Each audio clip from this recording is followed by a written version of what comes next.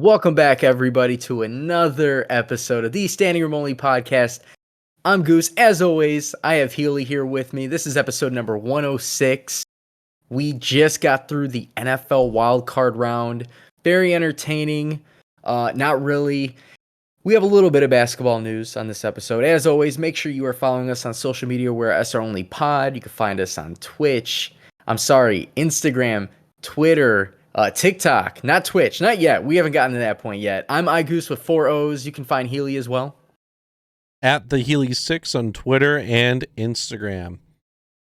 Not a lot of upsets this past weekend in the NFL. I'm pretty sure only one team was an underdog, and it was the 49ers. Or one road team won this weekend, and it was the 49ers. Every other team took care of business for the most part.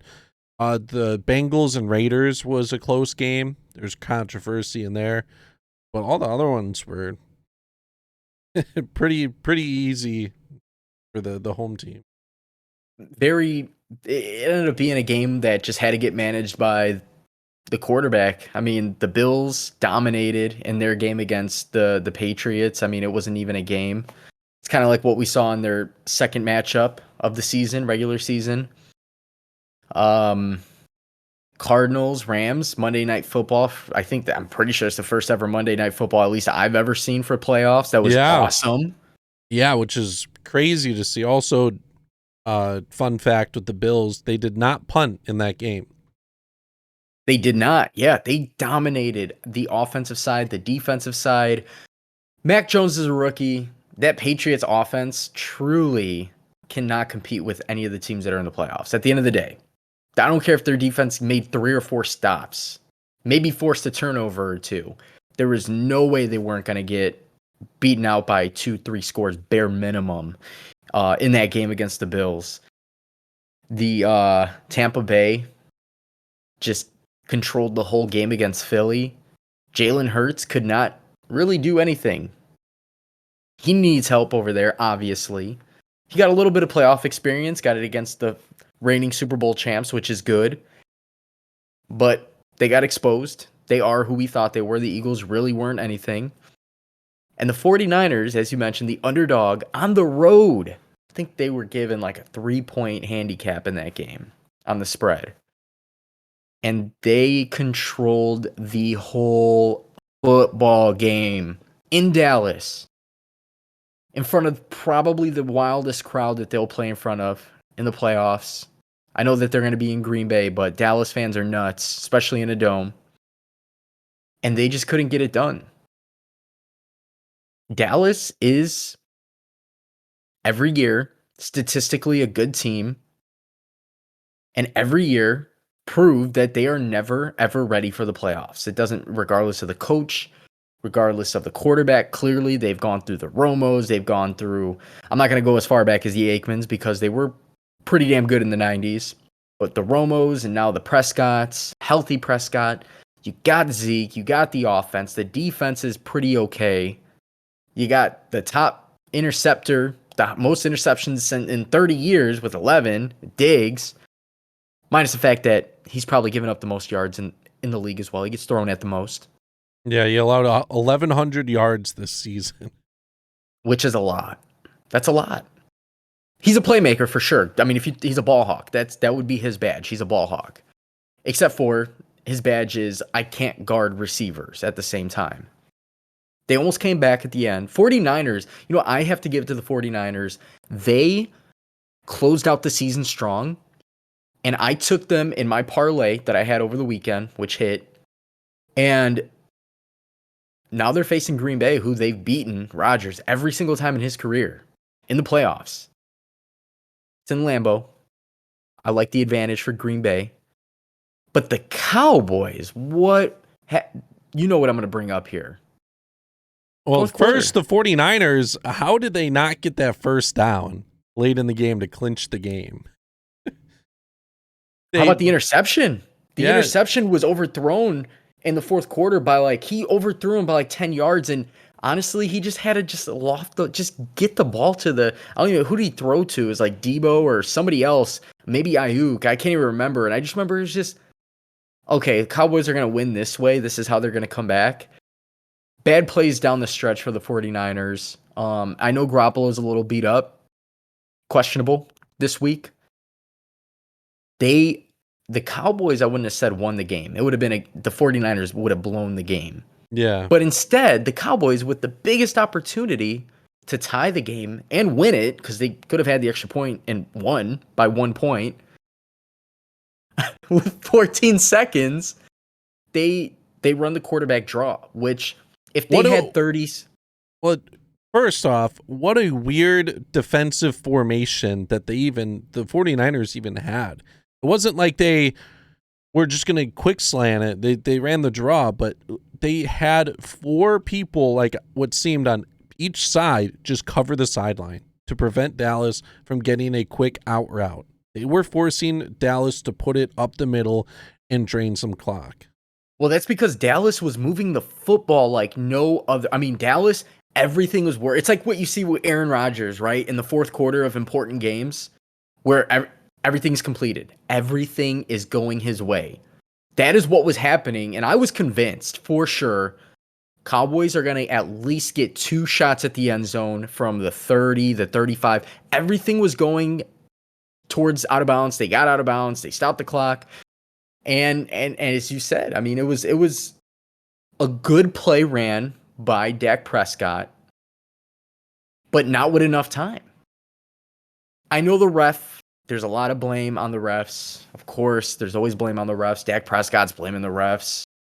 The fans are throwing stuff at their players. They're mad about the refs. The line judge had to go and move the football. He had to line it up. Granted, was it a little odd that he was 30, 40 yards back running up to do that? Yes, but at the end of the day, and I'm curious to know, was this Mike McCarthy? Was this Dak Prescott running the play and said, hey, whatever, he signaled whatever for the quarterback draw? Who knows? It was a great play. Not enough time. I don't think that was the original plan. I think he had a read or two and was like, we're moving the ball. We're just going to move it up a little bit. I did see you're only supposed to run like 10, maybe 12 yards to actually get another playoff, and he ran like 15. Also, this isn't your backyard football game. You don't just hand it to your buddy and get ready for the next snap. The NFL rules state that the ref has to touch the football. So the linemen all got set up. They didn't even make a way for the ref to like get in there. And then the ref had to like touch the football and everyone had to readjust because of it. Yeah, and that took another second, which that was it. And he tried to spike it too. They could have at least tried to fake it to make it look like maybe there is a 1/10 of a second when he got the ball, but then you spike it as well. If I'm running up to the line, I'm calling fly routes for everybody. You guys know, Hail Mary, boom, everybody fly route. I mean, you have the best receivers in the game, arguably. Like, you literally have the best hands in the game, despite Amari Cooper having some drop issues the past couple seasons, but whatever. CeeDee Lamb is great. Toss it up. What is it, 35 yards? Where were they even at? They had to be in 49ers territory. I think they were at the 40, and then they ran to like the 30-ish. Okay. And they could have easily tossed it up. Granted, would they have scored? Who knows? Games, we see it happen. The Cowboys, they screwed themselves. Why not run slants? Why not, if you're going to take off with the quarterback, why not run slants? If you know that they are guarding, they're the guardians of the galaxy of the sidelines, why not run a slant route that's going to save you 4 seconds? Why take off? It just, so many things went wrong for the Cowboys on that last play that I know for a fact that they're looking at it and they're like, we lost this ourselves. There's no way. We can't blame the ref. The rules are rules. We can't blame Dak. Maybe. I don't know. That's tough. You can't blame it on one play, obviously. They didn't play well the whole game. They did not play well the whole game.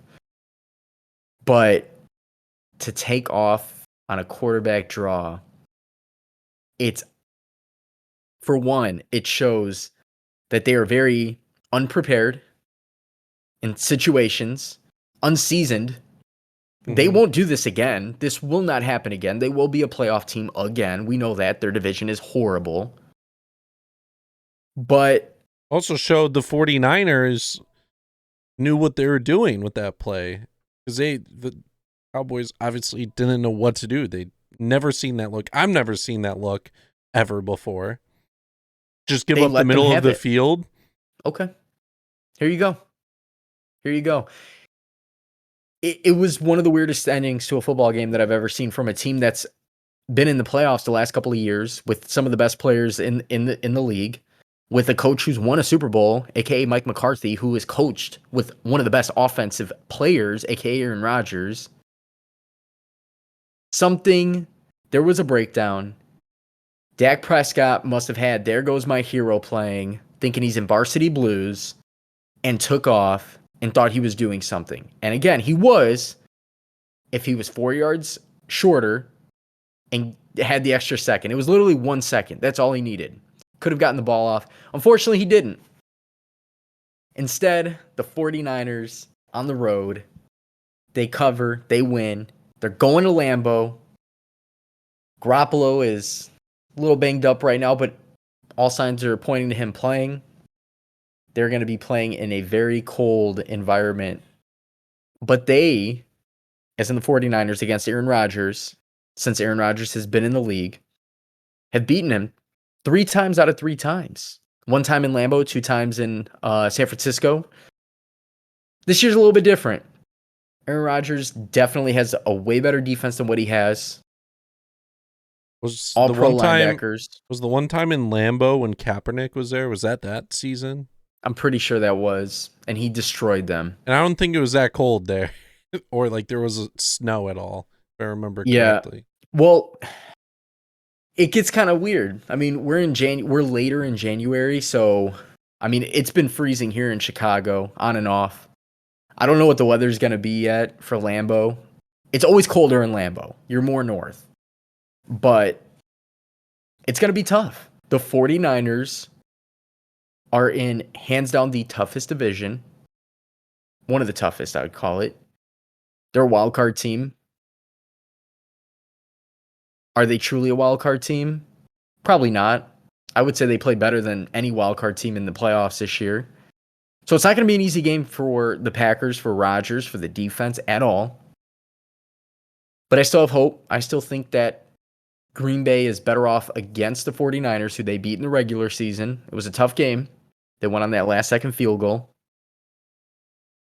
I think that they've seen it in the regular season. They have the home field advantage. They're healthy. Darius Smith is back. Bakhtiari's in. Jair, we don't know. We don't know yet. We don't know. And, of course, with Jimmy being questionable, I don't think it's going to matter too much, but I do believe the defense is going to give him hell. But I'm also worried about Deebo Samuel because he is their team's best quarterback, running back, tight end, receiver, whatever you want to call it. He's the best on their team, and he is incredible, and he is a game changer. It's going to be a good game. This week is going to be an excellent week of football games. Last week was a little bit different, wild card week. It's a brand new format. You had the extra wild card team. You only have one team with the bye. This week, I don't even know which matchup I'm looking forward to the most. It's probably got to be the Chiefs against Buffalo, which is Sunday night or 5:30 p.m. Central Time. That's going to be I don't know how that's not going to be a crazy game. Both teams offensively are explosive, and that's an understatement. You have Cincinnati and Tennessee, which could be a randomly good game. Derrick Henry might be back. I think Cincinnati can compete with them. Now, if it was Cincinnati against one of the other 2 AFC teams, nah.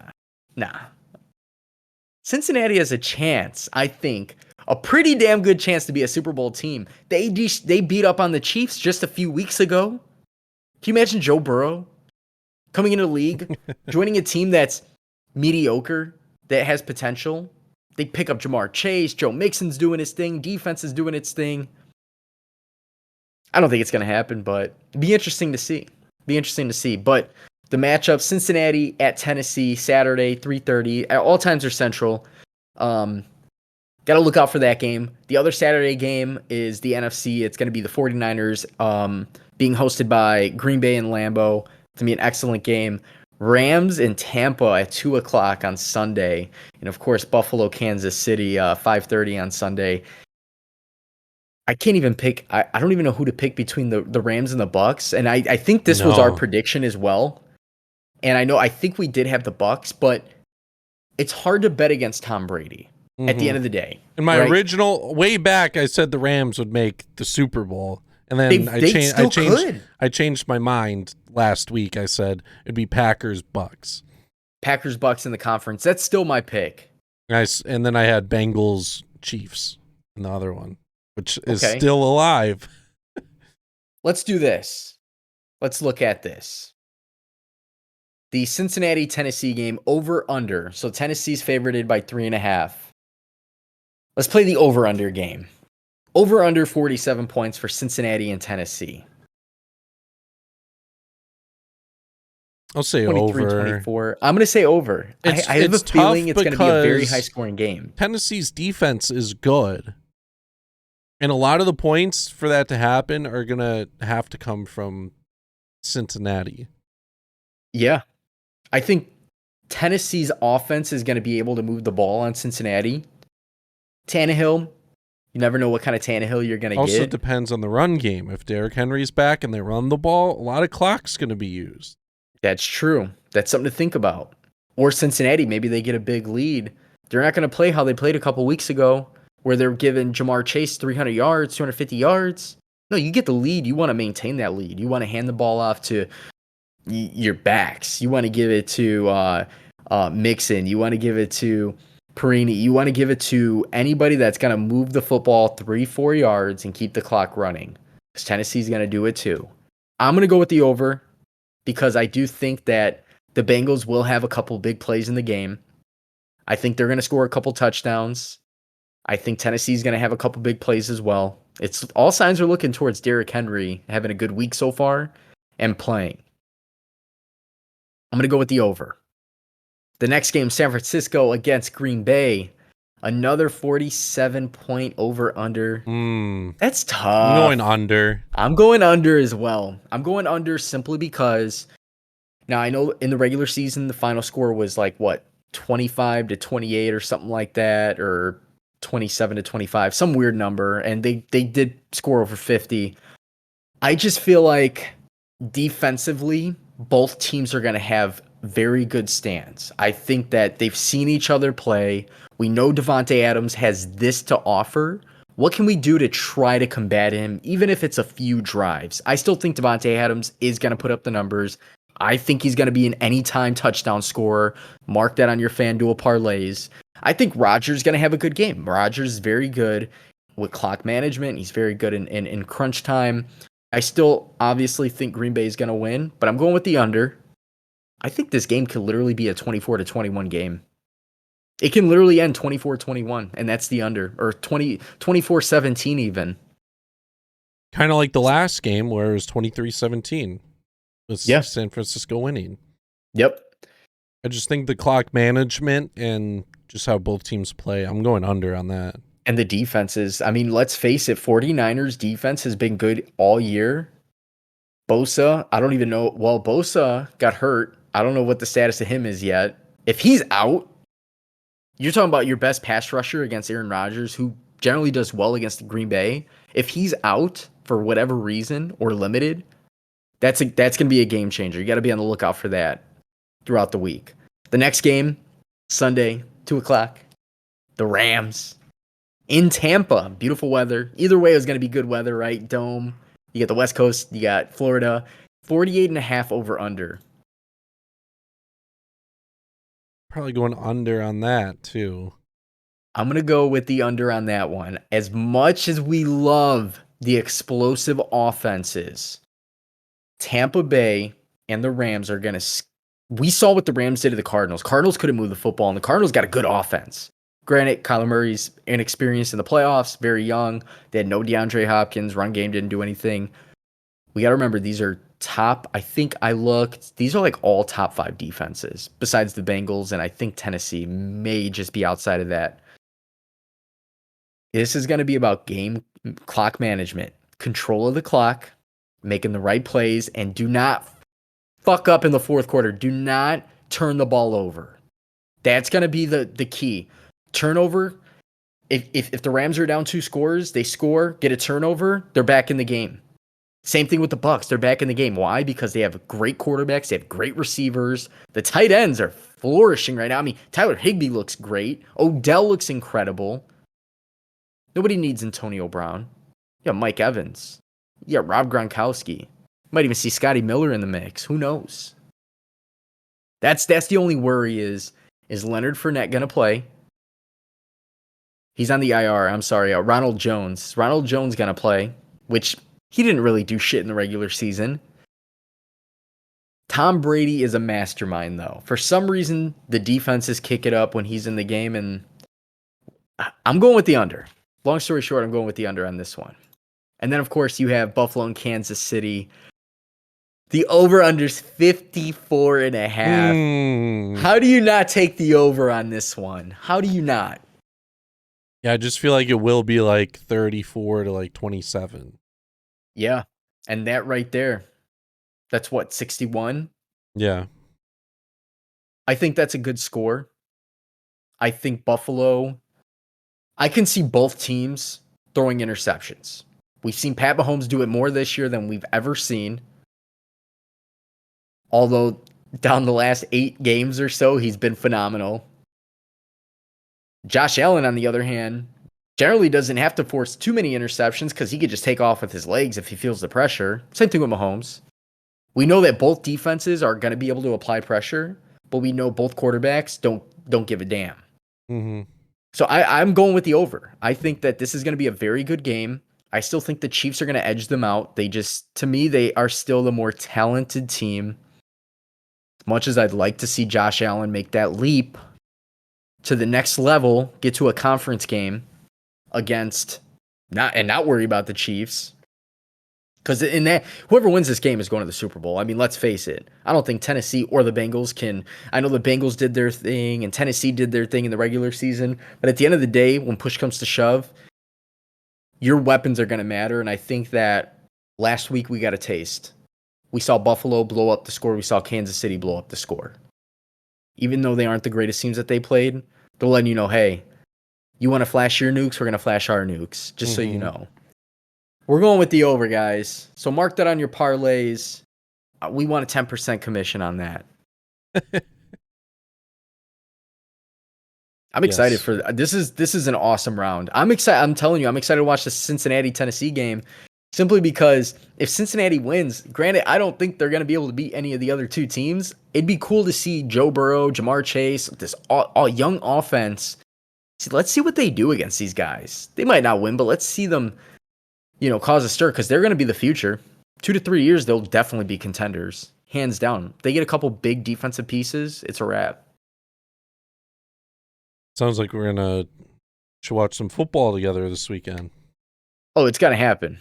It's gonna happen. At least, if not Green Bay, maybe the Sunday games might be worth a check. We might have to get together and run up a parlay. Call me PD Parlay. All right. Yep. But that's the NFL. That's this week. Not a whole lot of news other than get your ass in, get your Super Bowl squares done, get your picks in, get your popcorn. That's all I got to say. Get your popcorn. It is going to be an entertaining weekend compared to last weekend, guys. Let's transition over to the NBA. There's still no MLB news, guys. We're sorry. They're still in the lockout. It'll be over soon. I'm sure it will. We're going to go over the NBA. The Bulls are on a 4-game skid. Zach LaVine, Lonzo, they've been hurt. Lonzo, I believe, just came out that he has some sort of issue that's going to linger on probably for a little bit.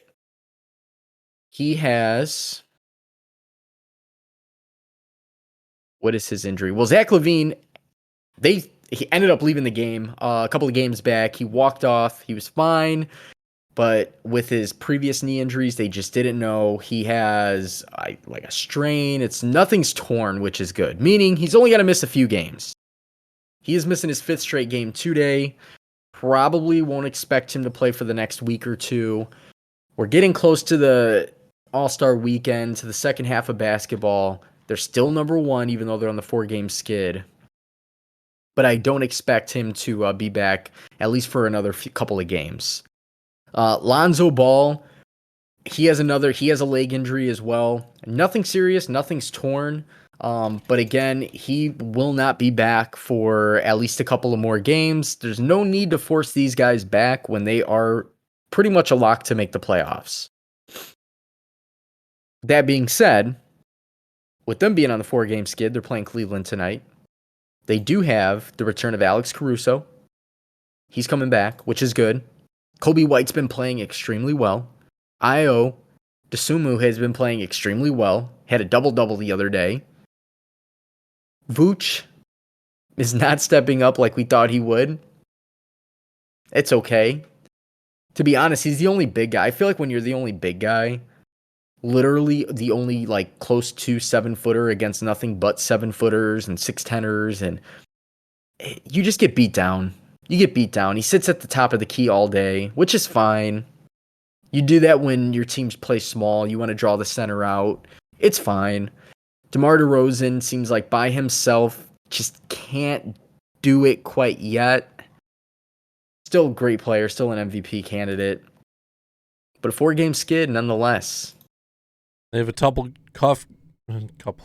have a couple tough games. Today is the Cavs. They're playing the Grizzlies. They just played the Grizzlies. They're playing the Bucks this week as well. Yeah. I'm expecting a couple losses added on to the total, which it's tough. I wasn't expecting the Bulls to be the 1 seed. They're still tied for the 1 seed. But after the skid, who knows? They could fall as far back as like 6th place by the time all these guys get back. One of the good things, and I hate to say this as a Bulls fan, it's never a good thing, but luckily, again, it's not really luckily, Kevin Durant's hurt. Kevin Durant's going to miss quite a while. They're saying at least 1 month. He has a sprained MCL. Luckily, it's only an MCL sprain. Nothing's torn. You would hate to see him get hurt again. He's having a good year. He's having a hell of a year. James Harden's been stepping it up. Kyrie's back. He's playing on the road. Eventually, I'm sure they're going to let him play at home once the numbers die down for COVID, which eventually will hit our peak. Maybe we hit our peak. I don't know. I'm not a scientist. Maybe the Brooklyn Nets just take the couple $1,000 fine and just let him just play at home. Like it's worth. I think it's worth the trade-off. But that's good for the Bulls because let's face it, there are teams not playing well at all. In the East, the Hawks have dropped tremendously. Boston doesn't look that good. The Hawks traded Cam Reddish. They traded Cam Reddish to New York, who is still a little hurt. He's not going to play yet for probably a couple of more weeks. Which allows DeAndre Hunter to get more playing time. I actually really like DeAndre Hunter. I love Cam Reddish. DeAndre Hunter is good too. But Clint Capella's been out. They're sliding. They lost like 7 in a row at home or some weird number, which they're normally good at home. Philadelphia is right there, Milwaukee. So you have Chicago, Miami, Brooklyn, Cleveland, Milwaukee, Philadelphia right there. Philadelphia's playing well. Joel Embiid is definitely got to be one of the top MVP go-getters right now. He's got to be. 20-point quarter today. Which in my parlay, I did parlay him to drop 30. I also parlayed that with 35 from Giannis, who had a 15-point first quarter against Memphis. Dropped a couple of others in the parlay. Need the Bulls to win. Need Charlotte to win. I might become a millionaire overnight. Might become a millionaire. I don't know. We'll see. But Joel Embiid's incredible.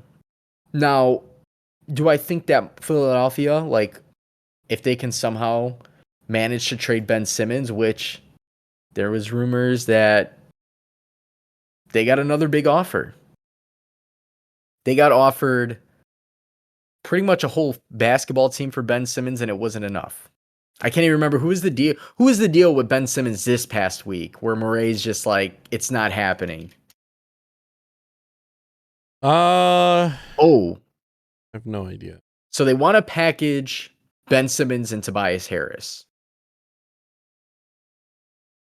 The Kings have been trying to trade off their players as well. They're in rumors. They're talking about a package of Buddy Hield, Tyrese Halliburton, Harrison Barnes, some first round picks in return for Simmons, Matisse Thybulle, which is an excellent defender, Tobias Harris. They're not really showing any interest. The Pistons yesterday did offer a package of Jeremy Grant. Jeremy Grant was like the main guy. Sadiq Bey, Kelly Olynyk, and a pick, which may not have been a bad trade. You get a nice power forward who can slide. If you have Sadiq Bey, who's a small forward, he can come off the bench. You'd have Tobias Harris still. You'd have Jeremy Grant. You'd have Joel Embiid. They're still, I think, missing that point guard, but Tyrese Maxey's, I think he's starting to step it up. I think after this year, I think if he gets a couple playoff games under his belt, he can be good. They got to just get rid of him, but obviously for the right price. You can't just get rid of somebody who wherever he starts, he's going to make an immediate impact. So we'll see what happens with that. Sixers, I just don't think are there quite yet. I still think the Bulls are going to be okay. Could they fall into the 6th seed pretty easily with a couple more games? Yeah, for sure. For sure. And Miami's starting to get healthy. I like Miami. I really like Miami. The East is weird, and they've always been weird. Let's put it that way. We did have another trade, though. 3-team trade yesterday. Bull got traded. He did. The Celtics. He's expected to have foot surgery, which is why he failed the physical the first time. And so he got traded to, I can't remember who he got traded to. The Pistons, yes. Which would have played him more. For Rodney McGruder, I believe. And failed the physical. Come to find out, needs surgery. Okay. Mark him down, injured. Trade as injured, right? Buying a used car as is. Yep. They were able to ship him off. So he did get traded, which you want to see him play because when he's out there for the 6-7 minutes and at the end of games, you're like, how does he not play more? How does he not play more? He can even shoot. He can even shoot once. I'm sure he'd be a 30% three-point shooter, which to me is remarkable for a guy of his stature. And he's going to the Celtics, which means he won't play as much. I wanted to see him get playing time. That would have been good. Yeah, absolutely. The biggest part of this deal, though, so PJ Dozier went to Boston. The Celtics sent Juancho Hernan Gomez to San Antonio. Yep. But the biggest part of this deal is Brian Forbes got sent to the Nuggets. He is a great three-point shooter. He's a great scorer. I actually like him when guys are hurt or there's COVID. He's usually my go-to for daily fantasy. Never expensive, but he always puts up the numbers. I think he's going to do pretty well there. He's in Denver. I don't know. Will Barton's still there. So they have Will Barton. They do have Monte Morris, who I think is going to end up splitting time with Forbes. They're just hurt. I don't know. Denver to me is just a lost cause at this point until Jamal Murray comes back. As much as we love Jokic, they just don't have it. Aaron Gordon he is some good games where you're like, oh, he had a good game, nothing crazy. But then most games he's mediocre, average at best. It's cool that they did get Forbes, though, because he is definitely a good guard. He is a good guard, which is what they need. So maybe he helps. Maybe he only gets 12 minutes a game, but 12 minutes, you can do a lot in 12 minutes as a guard. So.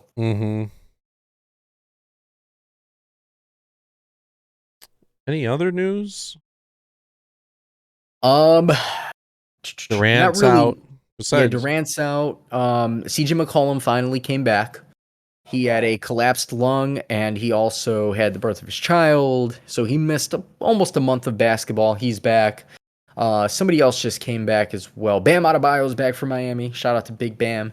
It's awesome to see him back. So not really a whole lot of news. In the next couple of weeks, though, we will see trades. De'Aaron Fox and the Kings are talking about packaging De'Aaron Fox with somebody for DeMontis Sabonis and somebody. they came out today saying that they don't want to trade Fox. I don't see how you have a great point guard, shooting guard duo like Fox and Tyler Halliburton, and how you, like, how do I say this? They need a big guy. Rashawn Holmes is not it. Marvin Bagley doesn't even want to play for the franchise. Get rid of him. Buddy Hield's great coming off the bench. He can start on most teams. He had a huge 30-something point performance just a few games ago. Keep him. But if you have to trade him, you want to be able to get, who do they have? Harrison Barnes at small forward, who's obviously, I mean, he's not as old as it seems because he's been in the league forever. He played with the Warriors for a while. He's good, but the problem with trading him is his contract. That's part of the problem with a lot of teams, with guys that you can probably unload for decent talent, but then you have to deal with the contract. So that's where the talks of De'Aaron Fox, perhaps, but I just don't see them unloading I like De'Aaron Fox. I think when he's good, he is very good. He's one of the top guards. When Tyrese Halliburton is good, he is good. He gets like 8 assists every game, bare minimum. There's been a lot of double-double games that he's had, especially when Fox was out. Kings need some pieces, but I don't think trading Fox for Sabonis is going to be it, as much as they need the bigger guy. If they can somehow work it to where they can unload some one-year deals, like guys that are in expiring contracts, with a pick, get Sabonis around those two guards. So maybe you have to keep Barnes. You get Sabonis, and then Rashawn Holmes maybe ends up stepping up. Maybe they find another center. I don't know. But if they can somehow land Sabonis and keep him for a couple of years, I think those three, with the addition of some other players, maybe they make a splash in free agency, reconstruct some contracts, who knows? I think they could do it. I think the Kings are a contender, a top 8 play-in, top 10 play-in contender with the right pieces. And I don't think unloading De'Aaron Fox for Sabonis, it's going to equal itself out. I feel like you're not adding more wins by doing that. Mm-hmm. Maybe. I just want to see De'Aaron Fox like in the spotlight. I don't think he gets. He's so young, though. He's so young. He's like 23. I think he's got so much time. He does, but not enough people know who he is when they should. White. They will. They'll know. Give him, bearing he's injury free, knock on wood. Give the Kings 2 more years. Here's the thing. If I was running the Kings with that roster, I could make them contenders in 2 years, hands down. I would need a financial advisor to make sure I'm not messing up my money. But I can for sure, they have to be able to bring in somebody, some power forward, some center, somebody that's going to be a game changer to help these guards. Because at the end of the day, you can't win with guards. Look at the teams that win. You need a big guy, a solid big guy, or a great, like when LeBron is going to the finals, he's a 6'8" forward. Let's put it that way. He's a big guy. Guards don't win you championships. Yeah, exactly. I think that's going to do it for this week's episode, though. You guys did enjoy it. Make sure you subscribe to the podcast, download it, whatever. Keep in touch with us on Twitter and Instagram at SROnlyPod. Follow our personal pages. Mine is at the Healy6. I am iGoose with 4 O's. Go ahead and hit that follow button. Check me out on Twitter. Let's talk sports. Let's talk trash. All in love, of course. And we'll see you guys next week.